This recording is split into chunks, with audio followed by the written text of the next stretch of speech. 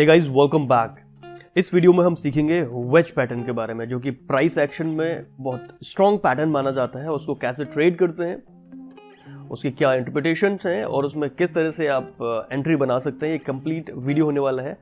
Stop and target कहाँ आपके place होनी चाहिए, मतलब एक कंप्लीट स्ट्रैटेजी होगी वेज पैटर्न के बारे में, और किस तरह से आप वेज पैटर्न्स को आइडेंटिफाई कर सकते हैं एंड वेज पैटर्न कितने तरह के फॉर्म होते हैं। ये सारी डिटेल्स इस वीडियो में आपको मिलने वाली है। So keep watching.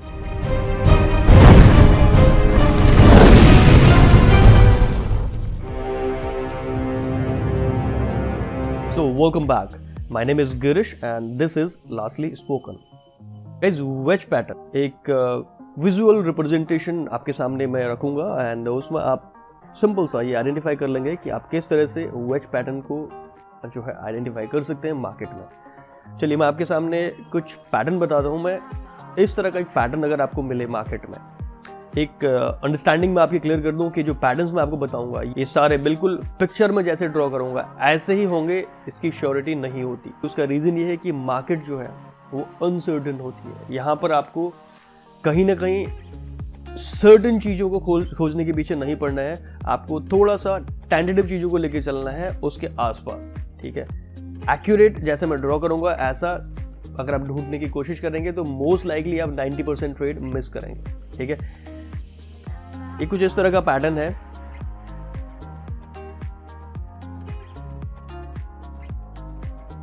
जिसमें क्या होता है, प्राइस मतलब ये ट्रेंड लाइन है, मान लेते हैं इसके बीच में प्राइस घूम रहा है कहीं ना कहीं। हो सकता है प्राइस यहां से आया हो,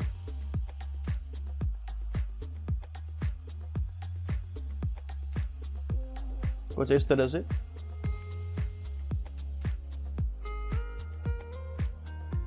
अब यहां पर दो ऑप्शन होते हैं, या तो वो अपवर्ड डायरेक्शन में ब्रेक करेगा इस पैटर्न को, या फिर वो डाउनवर्ड डायरेक्शन में ब्रेक करेगा। दोनों तरफ ब्रेकआउट आपको मिल सकता है। ठीक है, मोस्ट लाइकली चांसेस यही होते हैं कि ये ट्रेंड के साथ चले। अगर ये डाउन ट्रेंड है तो मोस्ट लाइकली डाउनवर्ड डायरेक्शन में टूटने के चांसेस होते हैं, लेकिन ये जरूरी नहीं है कि ये डाउन ट्रेंड में ही मूव करेगा। उसका रीजन ये है कि यहां पर हो सकता है ये ट्रेंड रिवर्स हो जाए, हो सकता है ये एक सपोर्ट एरिया के आसपास ऐसा पैटर्न फॉर्म हो रहा हो।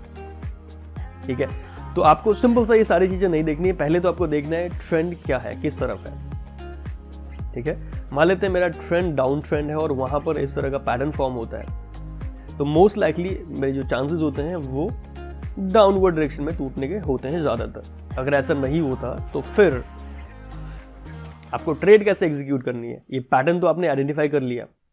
ठीक है, अब इसमें आपको कुछ इस तरह के पैटर्न मिलेंगे जो आपके सामने है। ये एक सिंपल वेज पैटर्न है। ठीक है, हो सकता है आपके सामने कुछ इस तरह का पैटर्न मिले, this one and this one. मतलब आपके ट्रेंड लाइंस कुछ इस तरह से मैच कर रही हैं। प्राइस कहीं से भी आ रहा हो, मान लेते हैं प्राइस यहां से आ रहा हो, उसके बाद कुछ इस तरह का पैटर्न यहां पर फॉर्म होता हुआ नजर आया। नाउ चांसेस ब्रेकआउट के दोनों तरफ हैं, अपवर्ड डायरेक्शन में भी और डाउनवर्ड डायरेक्शन में। और इसका बिल्कुल ऑपोजिट ये तो है हमारा असेंडिंग ट्रायंगल। ठीक है,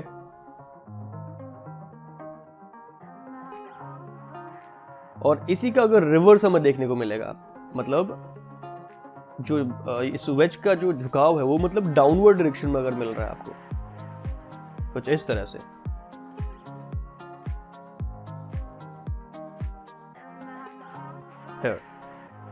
मेक श्योर ये ट्रायंगल नहीं है। ट्रायंगल बताऊंगा नेक्स्ट वीडियो में, उसको कैसे आइडेंटिफाई करते हैं वो आपको बताऊंगा। फिलहाल जो ये पैटर्न आपके सामने नजर आ रहा है इसको वेज पैटर्न बोलते हैं। अब ये है हमारा एक डिसेंडिंग, प्राइस कहीं से भी आ रहा हो सकता है अपवर्ड डायरेक्शन में था, उसके बाद यहां पर हुआ कंसोलिडेट। इस पैटर्न को अगर फॉर्म होता हुआ ये नजर आ रहा है, उसके बाद ब्रेकआउट के लिए हम ओपन है, हो सकता है डाउनवर्ड, हो सकता है अपवर्ड, मोस्ट लाइकली ट्रेंड के साथ यानी अपवर्ड डायरेक्शन इस डायरेक्शन में। तो यहाँ पर ट्रेड कैसे एग्जीक्यूट किया जाए, ठीक है। अब मैं आपको सिंपल वेज में बताऊंगा। ये असेंडिंग हो गया और ये हमारे पास डिसेंडिंग ये वेज पैटर्न है।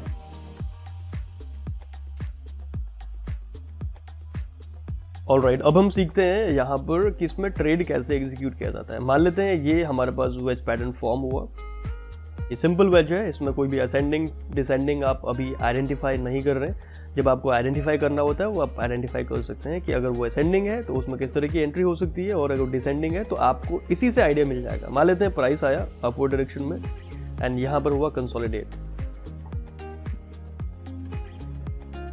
जिस तरफ भी प्राइस ने ब्रेकआउट दिया, मैंने दोनों तरफ एग्जांपल ले लिए, ठीक है।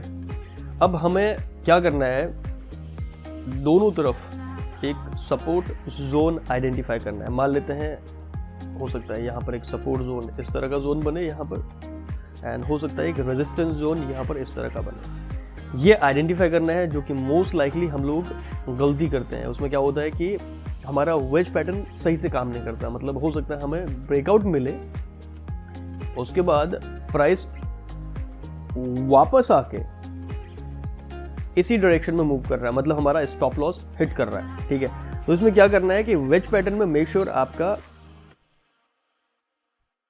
सपोर्ट एंड रेजिस्टेंस लेवल्स ये स्ट्रांग हो।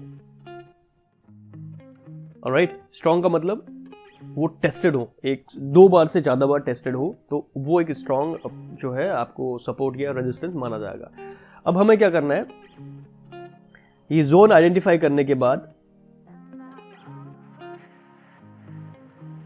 प्राइस का पुल बैक का वेट करना है। इसमें दो तरह की एंट्रीज होंगी, वो दोनों सही है मेरे हिसाब से। पहला अग्रेसिव एंट्री, जैसे ये प्राइस ब्रेक करके यहां पर क्लोज होता है, ये अग्रेसिव है, तो आपका यहां पर एंट्री हो जाएगी क्लोजर पे। एंड टारगेट आप यहां से जो ये लेंथ है इस वेज की,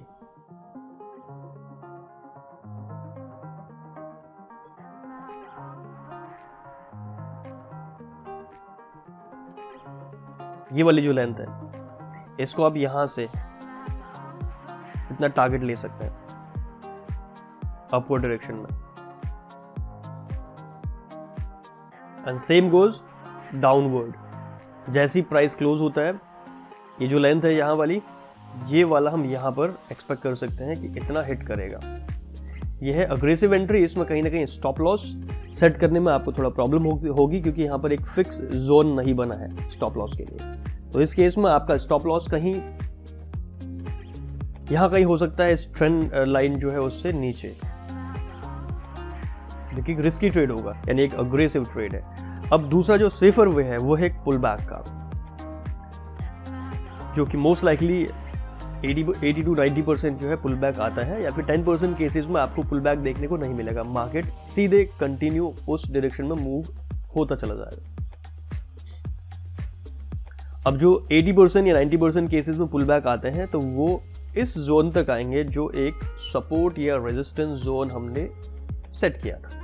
वो जितना स्ट्रांग होगा उस पुल बैक को वापस पुश करने में हेल्प करेगा। अगर वो वीक होगा तो मोस्ट लाइकली प्राइस इसी डायरेक्शन में मूव करता हुआ नजर आएगा, जो हमारा ट्रेड स्टॉप आउट करके चला जाएगा। तो मेक श्योर कि अगर आपका वेज पैटर्न साथ में एक प्रॉपर सपोर्ट एंड रेजिस्टेंस के साथ आपको एक पुल बैक मिल रहा है, तो मोस्ट लाइकली यहाँ पर आपकी एंट्री बननी चाहिए। फिर से हम एक बार स्टार्ट करते हैं। वेज पैटर्न फॉर्म यहाँ पर हुआ और हमने एक ब्रेकआउट का वेट किया अपवर्ड या डाउनवर्ड किसी भी डायरेक्शन में। उसके बाद पुल बैक, फिर एक अगर सेलिंग प्रेशर यहाँ पर दिख रहा है, और एक पुल बैक, और यहाँ पर अगर बाइंग प्रेशर दिख रहा है, तो ये होगा हमारा एंट्री। यहाँ पर स्टॉप लॉस अब आप सेट कर सकते हैं बहुत इजीली, क्योंकि आपके सामने एक स्विंग मिल चुका है यहाँ पर। और टारगेट या तो आप 1:2 या फिर 1:1.5 या फिर ये जो मैक्सिमम लेंथ है ये। And same goes over here, entry, stop loss and target. So इसी तरह से आप असेंडिंग एंड डिसेंडिंग जो भी हमारे पास वेज पैटर्न्स हैं, इन तीनों में आप ट्रेड एग्जीक्यूट कर सकते हैं और ये तीनों तरह के पैटर्न्स आपको फॉर्म होते हुए नजर आएंगे मार्केट में। एंड जैसा मैंने आपको बताया कि आप हो सकता है कि जो पिक्चर ड्रॉन हो ऐसा ना मिले, हो सकता है कहीं पर आपको विक्स ऊपर मिलेंगी, हो सकता है प्राइस कहीं पर थोड़ा सा नीचे क्लोज होगा और वापस आ जाएगा फिर ऊपर। ये होगा जिसको हम एक बार चार्ट में देखते हैं। यहाँ पर किस तरह से हम वेज पैटर्न्स को आइडेंटिफाई करते हैं रियल चार्ट में। ठीक है, हम चलते हैं यूरो यूएसडी का चार्ट एंड यहाँ पर एक परफेक्ट वेज पैटर्न फॉर्म होता हुआ नजर आ रहा है, आप देख सकते हैं यार।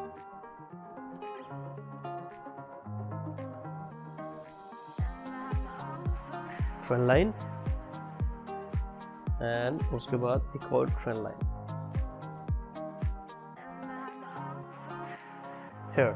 आप देख सकते हैं परफेक्ट वेज पैटर्न है और यहां पर अब देखिए प्राइस किस तरह से इस जोन में, ऑल्दो यहां पर देखिए एक डाउन ट्रेंड था, कंसोलिडेट हुआ,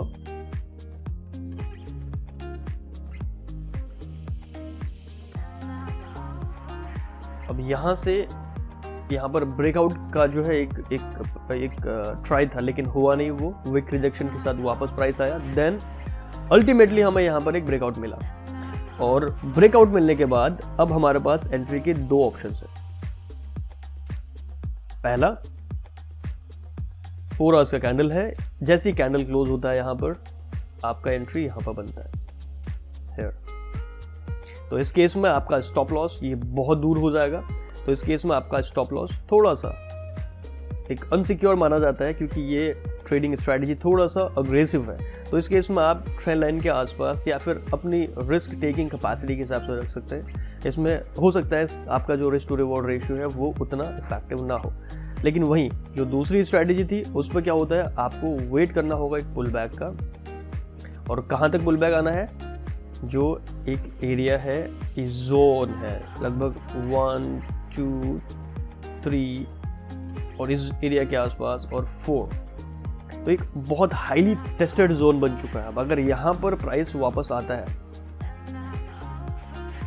और इस एरिया में हमें मिलता है एक बुलिश एनगल्फिंग कैंडल या फिर कोई विक रिजेक्शन या मतलब एक हैमर कैंडल या ऐसा कुछ, that will be a perfect buying signal. और उसके बाद एंट्री, स्टॉप लॉस के लिए आपको एक स्विंग मिल चुका है अब लो, तो ये बहुत टाइट स्टॉप लॉस होगा। एंड उसके बाद आप टारगेट सेट कर सकते हैं और उसका टारगेट का जो मैक्सिमम टारगेट हमारा होगा वो होगा ये लेंथ, इतना हम यहां से एक्सपेक्ट कर सकते हैं मार्केट से। आई होप ये वेज पैटर्न्स कैसे ट्रेड करते हैं, क्या होते हैं, कैसे आइडेंटिफाई करना है, ये आपको जो है समझ आया होगा। और बिलीव मी ये 100% काम नहीं करेगा और वेज पैटर्न्स को आइडेंटिफाई करने में आपको थोड़ा बहुत जो बिल्कुल पिक्चर ड्रॉन मेथड है उससे बाहर निकलना होगा, नहीं तो आप मोस्ट ऑफ द केसेस में ट्रेड मिस कर देंगे। ठीक है, वीडियो अगर पसंद आता है तो एक लाइक स्मैश करना ना भूलें और फ्यूचर वीडियोस के लिए चैनल को सब्सक्राइब करना बिल्कुल ना भूलिएगा। So with that said, this is your coach lastly spoken signing off. Have a wonderful day ahead. Happy trading.